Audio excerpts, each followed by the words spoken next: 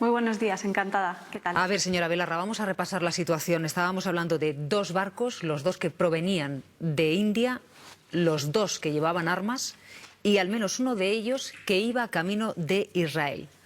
¿Ustedes se equivocaron de barco o siguen manteniendo la duda? Nosotras pensamos que en este momento quien se ha demostrado que ha mentido es el Gobierno de España. Nosotras nos hacemos eco de una denuncia que no sale de Podemos, como puedes imaginar, sino que sale del Movimiento de Solidaridad con Palestina, que es un movimiento a nivel internacional y que se hace eco de una filtración en origen. Es decir, que hay alguien que, igual que el señor Assange, se ha jugado su puesto de trabajo y quizás mucho más para poner esta información en conocimiento del movimiento social. Creo que el hecho de que el barco finalmente no haya atracado muestra que las sospechas eran más que razonables y para mí esto no es una victoria. Yo creo que lo que tenía que haber pasado era que el barco entrara en el puerto de Cartagena y el Gobierno inspeccionara la carga y en su caso, si se confirma que efectivamente era un armamento que con toda probabilidad iba a acabar en Israel para cometer un genocidio, esa carga se hubiera retenido porque el objetivo es que las armas no lleguen, que es lo que yo creo que debería estar haciendo el Gobierno de España, un embargo de armas, porque quiero recordar que en este momento no solo el Gobierno ha mentido diciendo que ya no estábamos vendiendo armas a Israel, sino que además seguimos comprándole armas a Israel, dinero público de todos nosotros y de todas nosotras, que va a financiar un genocidio para asesinar niños y niñas inocentes. Por tanto, como la situación es muy grave, creo que la situación... Y termino ya. Creo que como la situación es muy grave y lo que nos estamos jugando es muy grave, el Gobierno tiene que dejar de intentar hacer titulares y tiene que empezar a hacer algo concreto para frenar este genocidio. Creo que esta polémica es patética, insisto, y creo que es evidente, no hay que saber mucho yo creo de rutas marítimas para darse cuenta que después de los problemas en el Mar Rojo, España está siendo un país de tránsito permanente de buques que llevan armamento a Israel, porque Israel está gastando armamento y munición de manera permanente y el único lugar por el que se puede pasar después de los problemas en el Mar Rojo es precisamente por el Mediterráneo y por España. Por tanto, seguramente, según nos transmite también el movimiento social, no es un barco, ni dos, ni tres, porque estamos hablando de 3 barcos. Se trata de decenas de barcos que de forma permanente están pasando por España sin que el Gobierno haya movido un solo dedo o se haya interesado absolutamente por nada hasta que la sociedad civil ha puesto el foco en este barco y también nosotras, evidentemente, haciéndonos eco de su voz. A ver, por ordenar las cosas, señora Belarra, estábamos hablando de 2 barcos, el Marian Danica, cargado de armamento con destino... Son 3, en realidad. Bueno, vamos a ir poco a poco. Vamos a ir poco a poco por hablar de estos 2 barcos Vale. que tenemos sobre la mesa. Vamos a ver. Sobre la mesa no, en el puerto. Vamos a ver. Marian Danica, ese barco cargado de armamento sí tenía destino final reconocido Israel. Ese es el barco que el Gobierno no ha permitido que atraque en ningún puerto español. Y luego tenemos el barco que es el Borkum, cargado con armas, con destino final la República Checa, certificado por el Gobierno de la República Checa al Gobierno español, que es el que finalmente ha decidido, motu propio, no recalar en un puerto español. En este caso, quien ha dicho que el destino final de las armas... Un momento, que el destino final de las armas es la República Checa, es el propio Gobierno de la República Checa. Creo que es importante hablar de este documento, porque nosotras llevamos detrás del tránsito de armas desde que comenzó el genocidio el pasado 7 de octubre y hemos preguntado al Gobierno en numerosas ocasiones por la transferencia de armas a través de los puertos españoles, porque a mí el movimiento internacional del BDS, que es quien apuesta por el boicot, la desinversión y las sanciones a Israel, me han transmitido en reiteradas ocasiones que España es un país por el que habitualmente pasan armas con destino a Israel, en concreto por el puerto de Rota, que es un puerto, como saben, en el que no hay soberanía española, y el puerto de Sagunto. Entonces, creo que es importante explicar este contexto porque si no, no se entiende nada. Y después, cuando hemos solicitado los documentos, el Gobierno no nos los ha dado alegando cuestiones de seguridad. Y ahora nos encontramos en Twitter el documento filtrado, imagino que por el Ministerio de Transportes, porque si no, no sé de dónde ha podido salir ese documento, y en el documento pone clarísimamente que el Gobierno, con autorización del Gobierno exportador, que en este caso es el Gobierno de la India, puede reexportar esas armas. Por tanto, es que el propio documento que ha filtrado el Gobierno demuestra que efectivamente, aunque el destino final que pone formalmente en ese documento sea la República Checa, en realidad las armas van a acabar en Israel, porque este es un subterfugio que utiliza de manera muy habitual el Estado de Israel para armarse, porque sabe evidentemente que hay un foco muy importante, porque las atrocidades que están cometiendo no pasan desapercibidas para la mayoría de la ciudadanía a nivel internacional. Por tanto, es que el Gobierno está tirando piedras sobre su propio tejado, porque es que en el propio documento pone eso, que con autorización del Gobierno indio se puede redistribuir esas armas a Israel, como evidentemente se iba a hacer, porque esa es la filtración que nosotras conocemos. Eso tampoco quiere decir que el Gobierno de la República Checa vaya a hacerlo. El Gobierno de la República Checa es un gobierno que ha respaldado en todas las resoluciones a Israel de manera total y que es uno de los principales vendedores de armas a Israel. Por tanto, quiero decir que hay muchos indicios racionales que harían pensar que un gobierno digno y democrático tiene que actuar y, de hecho, así lo obliga nuestra Ley de Comercio Exterior de Armas, que dice que ante cualquier indicio racional de que se puedan vulnerar los derechos humanos con esas armas, hay que parar ese tránsito. Por tanto, a mí me parece que el Gobierno lo que está intentando es conseguir un titular, querían conseguir un titular con el reconocimiento del Estado palestino y esto les ha venido mal y están enfangando y diciendo que estamos extendiendo un bulo cuando es mentira. Y a mí me parece que es gravísimo, porque lo que nos estamos jugando es no solo lo que está pasando en Palestina, sino que Israel está volando por los aires todo el derecho internacional humanitario. Hoy se lo hacen a los palestinos, pero mañana se lo pueden hacer a cualquiera. Y yo creo que no estamos para no sé, intercambios de opiniones en Twitter ni para no hacer nada, la verdad.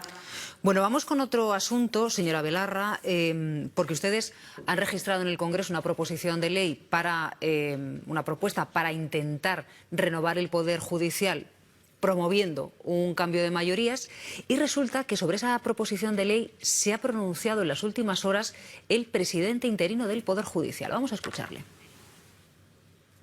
La proposición de ley que yo califico de aterradora. No se puede ni llegar a plantear eso en Europa, si es que estaríamos con la unidad de poder y coordinación de funciones, estaríamos en las leyes de la dictadura.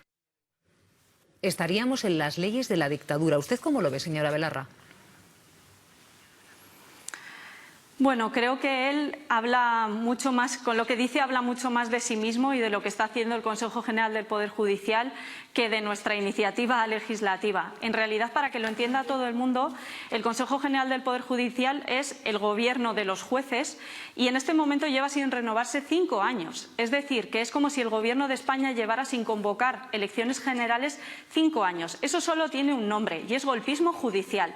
Así que la única dictadura que tenemos en España es la dictadura de los sectores reaccionarios de los jueces. Y creo que eso es lo que hay que intentar cambiar. Para eso hemos registrado esta ley, que es una ley que busca interpelar al Partido Socialista.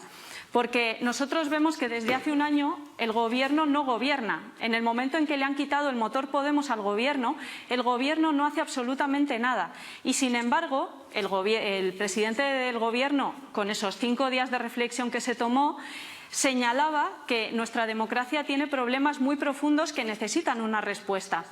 Y en ese caso, lo que estamos proponiendo, y asumiendo nuestra responsabilidad como representantes públicos con mucha humildad, pero también con muchísima determinación, queremos presentar esa renovación del Consejo General sin el PP, porque el PP lleva secuestrando el Consejo General del Poder Judicial desde hace 5 años, incumpliendo abiertamente la Constitución, pero esto forma parte de un paquete de medidas en el que también hemos incorporado la derogación completa de la ley Mordaza, incluida la prohibición de las balas de goma y de las devoluciones en caliente, y también una nueva ley de lucha contra la desinformación, que es una ley de medios que nos permitiría luchar contra las fake news y contra la intoxicación de la que tanto se quejaba el presidente.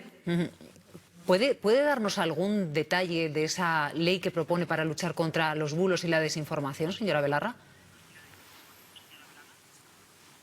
Sí, por supuesto. Creo que una de las medidas más interesantes que recoge esta ley es una medida de reparación. Es evidente que en todos estos años de lawfare, particularmente contra mi formación, pero también contra personas de la sociedad civil o contra los líderes independentistas, el objetivo muchas veces de los procedimientos judiciales no era tanto pensar que contra Podemos se iba a conseguir una condena, sino hacer un ejercicio de desprestigio de horas y horas de tertulias, horas y horas de radio, en las que se ha desprestigiado a mi formación política por el mero hecho de defender lo que defendemos. Precisamente esta ley recoge la reparación, que los mismos minutos, el mismo tiempo que se dedicó a expandir ese bulo, a expandir esa fake news, se utilice para reparar a esa información y se dé de manera adecuada esa información. Y además nos parece que España tiene un problema muy serio, como otros países europeos evidentemente, de estructura de propiedad. Los medios de comunicación están en gran parte en manos, ustedes no evidentemente, pero los medios privados, en manos de fondos de inversión, en manos de grandes empresas de sectores estratégicos como la banca o las eléctricas, que tienen intereses económicos y políticos muy concretos. Y sin embargo eso es absolutamente invisible para la población, que eso simplemente ve lo que le muestran sin darse cuenta que quizás detrás de que nunca se hable mal de Mercadona tiene que ver con que Mercadona tiene intereses en algunos medios de comunicación o pone mucha publicidad. Por tanto, creo que la limitación en la estructura de propiedad es fundamental. Y luego, además, ¿en qué aplicar la ley consistiría de los esa tres limitación? tercios. Y es que Discúlpeme, el espacio... señora Belarra, ¿en qué consistiría esa limitación en la estructura de propiedad de la que habla usted?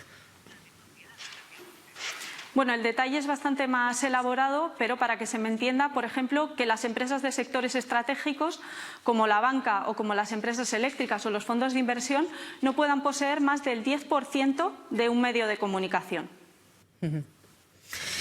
Hablaba usted también de quién posee o quién es el accionariado de un medio de comunicación. ¿Ustedes apuestan porque de forma transparente se muestre desde los medios de comunicación privados quién les financia y, sobre todo, qué tipo de ayudas o de inversión pública reciben cada uno de ellos? Efectivamente, a mí me parece que hay muchas cuestiones que el Partido Socialista no ha querido abordar en materia de comunicación en España, ¿no? Una, y que os atañe directamente, es el fortalecimiento de la financiación de la radiotelevisión pública. Eso era imprescindible, la financiación de manera estructural y bien financiada durante varios años, de manera plurianual, y precisamente intervenir en los medios privados para poder equilibrar, ¿no?, esa balanza y que la ciudadanía sepa lo que ve.